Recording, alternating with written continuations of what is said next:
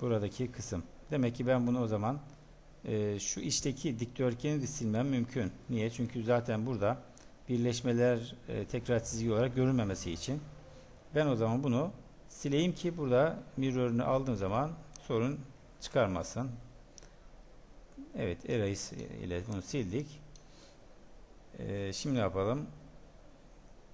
Bunları seçiyoruz ve mirror'ını alacağız. Onun için mi yazıyorum. Ve şuradaki bakın bize lazım olan şu içteki artı şeklinde olan ve şunun şuradaki araları açılmış, trimlenmiş hali olan kısmı lazım. Şöyle, şöyle. Ve bunun tam ortasını da bulmamız gerekiyor. Şöylesine bakın. Tam ortası. Enter. Ve böylece ne oldu? Gördüğünüz gibi buradaki şekil buraya da geldi. Ama burada biz şuraları unutmuşuz zamanında. Bunları trimlememiz uygun olacak arkadaşlar. Yani bir şey yapmadan önce iyi düşünmek gerekiyor. Yoksa biraz işlem uzayabilir bu şekilde. Evet.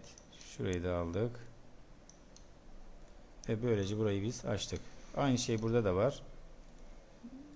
Bir şeyin ayna tersini almadan önce eksik kalan yerleri var mı diye bakıp yapmak lazım. Yoksa emekler ne oluyor? Biraz boşa gidiyor. Bizim buradaki çalışma büyük bir aşırı çalışma olmadığı için bunu bu şekilde almamız aşırı zaman almayacak. Son olarak da bunu aldık. Ve böylece baktık şeklimize. Tamam. Evet, gördüğümüz gibi balkonu, pencereyi ve şu giriş kapısının olduğu kısımları yaptım.